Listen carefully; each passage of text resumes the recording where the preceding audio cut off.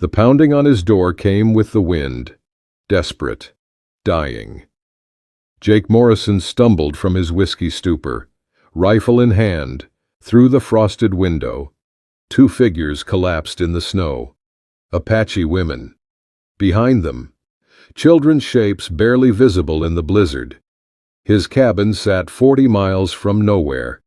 Colorado territory carved from winter's bones. The storm had raged 3 days. Nothing should be alive out there. The older woman looked up, dark eyes fierce despite exhaustion. Her sister, heavy with child, shivered against the doorframe. "Please," the woman said in careful English, "shelter."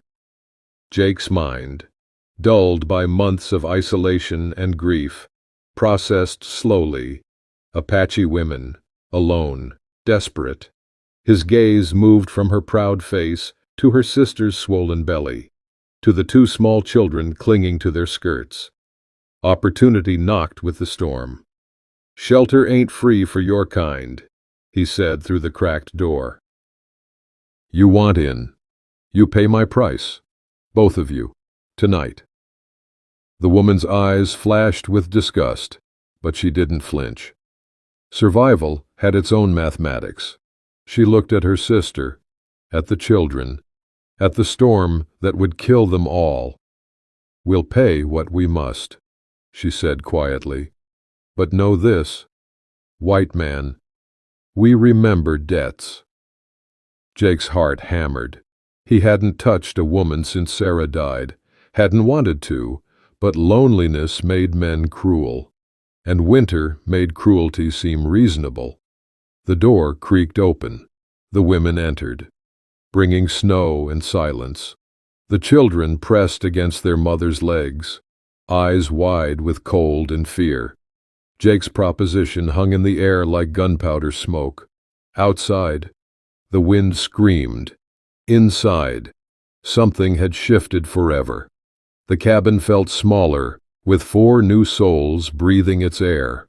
The older woman surveyed the space like a general assessing battleground.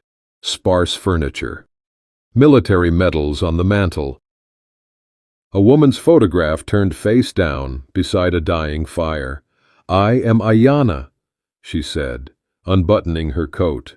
"This is Itzel, my sister." Jake stared. She'd given names, made herself human. That complicated things. "Jake Morrison," he muttered, then caught himself. Politeness felt foreign after months alone. Ayanna moved with quiet efficiency, stoking the fire, settling the children near the warmth. She wasn't submitting, she was taking control. Jake watched her, confused. This wasn't how his crude fantasy had played out. "Your bargain was for shelter," she said, gesturing around the cabin. "This is shelter." "That ain't what I meant. And you know it. I know what you said. I know what you think you want." Her eyes found the overturned photograph, the whiskey bottle, the hollow look in his face. Whatever she saw there seemed to satisfy her. Itzel suddenly doubled over, gasping. Water spread beneath her feet. "The baby," she whispered in Apache. Jake's crude proposition evaporated. Birth didn't wait for bargains or storms. Ayanna was already moving, speaking rapid Apache, organizing crisis into action. "Blankets," she commanded. "Hot water. Clean cloths." Jake found himself obeying, muscle memory from another life taking over. He retrieved supplies from a trunk marked Sarah, bandages, laudanum, scissors. Medical knowledge he'd hoped never to use again. Outside, the storm raged. Inside, life demanded entrance. Itzel's screams mixed with the wind's howling. Jake knelt beside the makeshift birthing bed, hands steady despite the whiskey still burning his veins. Sarah's death had taught him about suffering, about helping when help seemed impossible. Push, Ayanna urged her sister. The storm passes. Your son comes with it. 3 hours of labor. 3 hours of Jake seeing these women not as objects of his loneliness, but as humans fighting for life. Ayanna's strength, Itzel's courage, the way they protected each other. When the baby finally slipped into the world, Jake caught him with hands that remembered gentleness, small, blue-tinged, not breathing. Without thinking, Jake cleared the tiny airway, breathed life into lungs that hadn't yet learned their purpose. The baby's chest rose, fell, rose again. Then, a cry, thin but strong. A warrior, Ayanna whispered, tears on her cheeks. Jake looked at the infant, then at the woman who'd trusted him with her sister's life. His proposition seemed like something another man had said in another lifetime. "Why do you have medicine?" Ayanna asked, noticing the supplies. "Had a wife once," Jake said quietly. "Didn't do her much good." He reached for Sarah's photograph, hesitated, then left it face down. Some ghosts weren't ready for introductions. Outside, the wind began to quiet. The baby's cries grew stronger. Jake Morrison, who'd woken that morning planning to drink himself through another empty day, now held responsibility in his arms. Point of no return, crossed in blood and birth cries. 3 days later, Jake woke to the smell of real breakfast, bacon sizzling, coffee that didn't taste like mud, bread rising near the fire. The cabin had transformed, organized, warm, alive with purpose. Itzel nursed her son while Ayanna worked, the older children helping with small tasks. "Morning," Jake said, uncertain of his role in this new dynamic. "Good morning, Jake Morrison," Ayanna replied. "Your coffee is strong, like you asked." Had he asked? He couldn't remember. The children looked up from their bowls, a boy of 6, a girl of 4. Their dark eyes studied him with careful curiosity. "What are their names?" Jake asked. "Ahiga and Ayanna," their mother said. "Ayanna is named for me. Ahiga means he fights." Jake nodded at the boy. "You fight?" "Fight bad men," Ahiga said in broken English. "Like Mama." Over the following days, routines emerged. Jake taught them English words, while Ayanna shared Apache remedies for the baby's cough. Cultural exchange, born of necessity, growing into something unexpected. The children's laughter filled spaces that grief had hollowed. Jake found himself whittling toys, horses, dolls, a tiny rattle for the baby. His hands, once only good for killing and drinking, remembered creation. "In my language, his name means small warrior," Ayanna said, watching Jake hold her nephew. "Small warrior," Jake repeated. "Yeah, that fits." Outside, wolves howled their hunger to the stars. Inside, Jake Morrison discovered he'd been smiling, a foreign feeling that fit better than he'd expected. For the first time since Sarah's death, the cabin felt like home. February brought the first thaw, ice cracking, water moving again. Jake found Ayanna teaching the children letters by firelight. She held a book, battered, precious. "You can read?" he said, surprised. "Mission school," she replied. "Before I married, before the soldiers came." Her past opened like a door. Educated, articulate, choosing survival over pride when her husband died and the military labeled them renegades. "Teach me," Jake said suddenly. "English? You already know English." "Apache, teach me your words." Something shifted in her expression.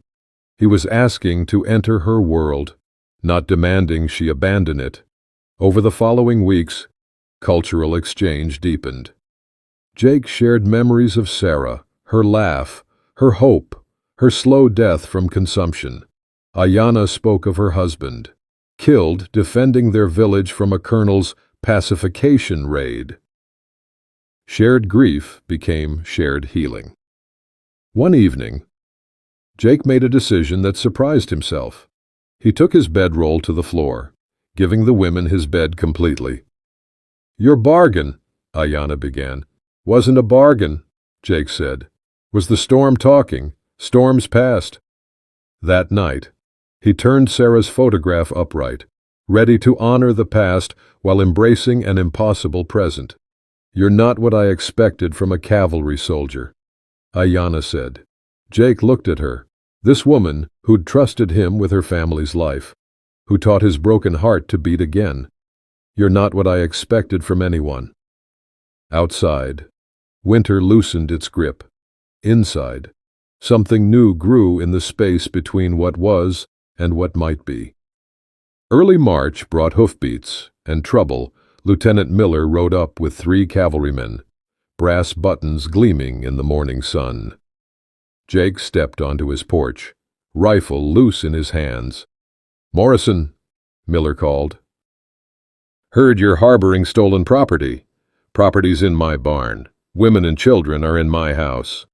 Miller's face hardened, young, ambitious, carrying the kind of certainty that killed compassion. "Apache women reported missing from the reservation, along with children. They asked for shelter. I gave it." "Shelter?" Miller's laugh was sharp as winter wind. "That what you call it? We know what happens when white men take Apache women." Jake's jaw tightened. Nothing happened they didn't choose. "Choice?" Miller dismounted, hand on his pistol. "Savages don't choose. They survive. There's a difference." Behind Jake, the door opened. Ayanna stepped out, head high despite the soldiers' stares. She dressed carefully, clean clothes, hair bound, every inch a lady despite her race. "Lieutenant," she said in perfect English, "we are not stolen. We are sheltered."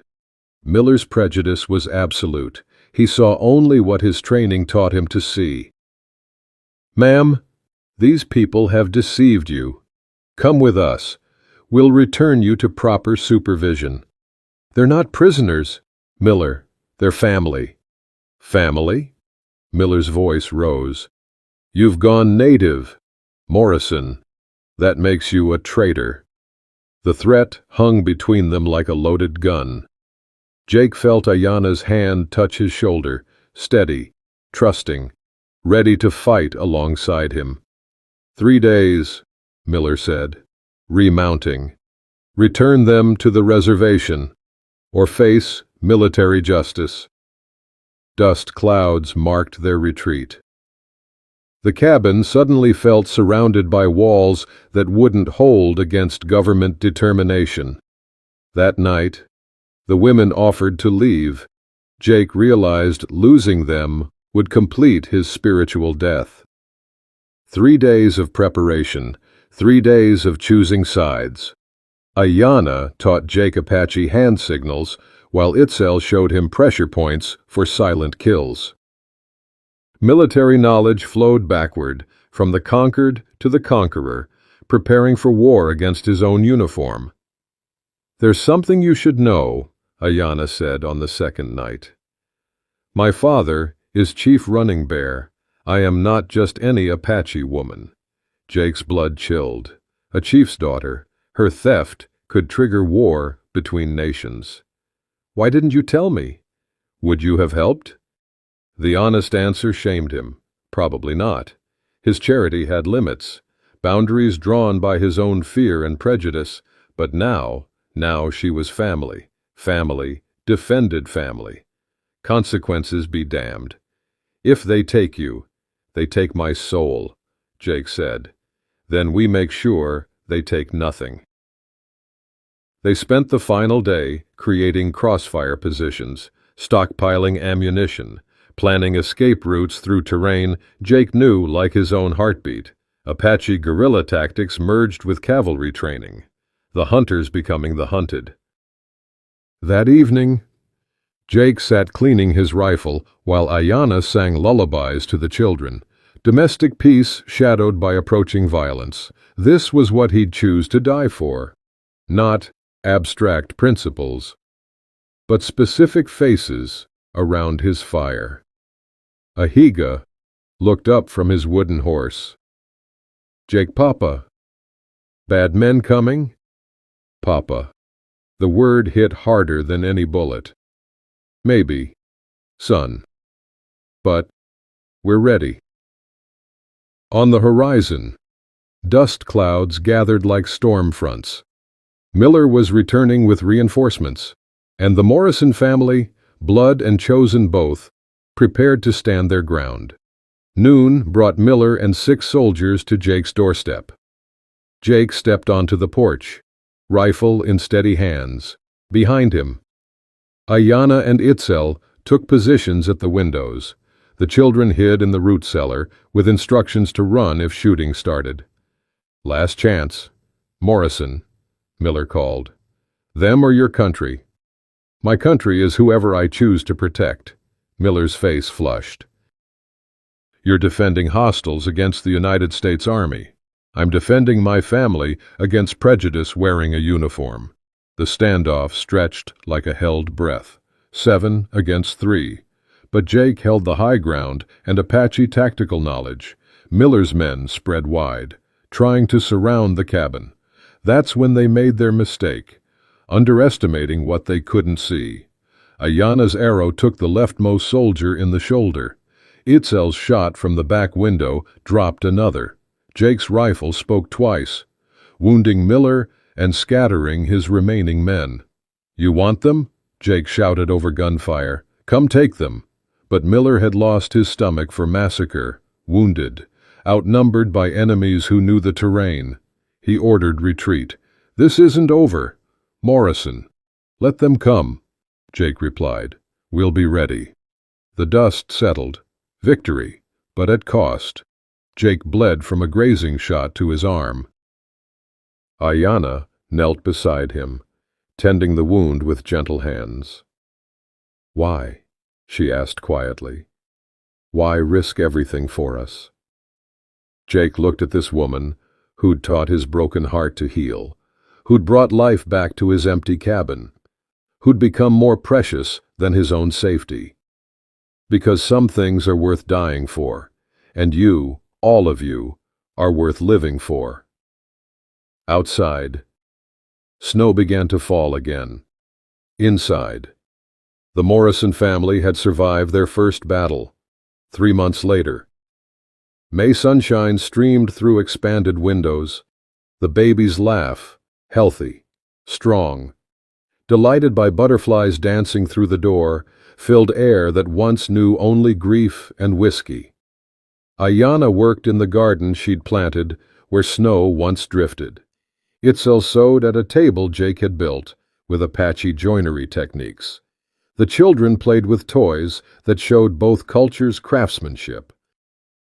Jake and Ayanna had married legally for protection under territorial law. But their partnership had grown into something deeper than convenience, love born of choice, not circumstance, respect earned through shared struggle. The cabin itself had transformed. Apache architectural elements softened harsh military angles. Itzel's weaving hung beside Sarah's sampler.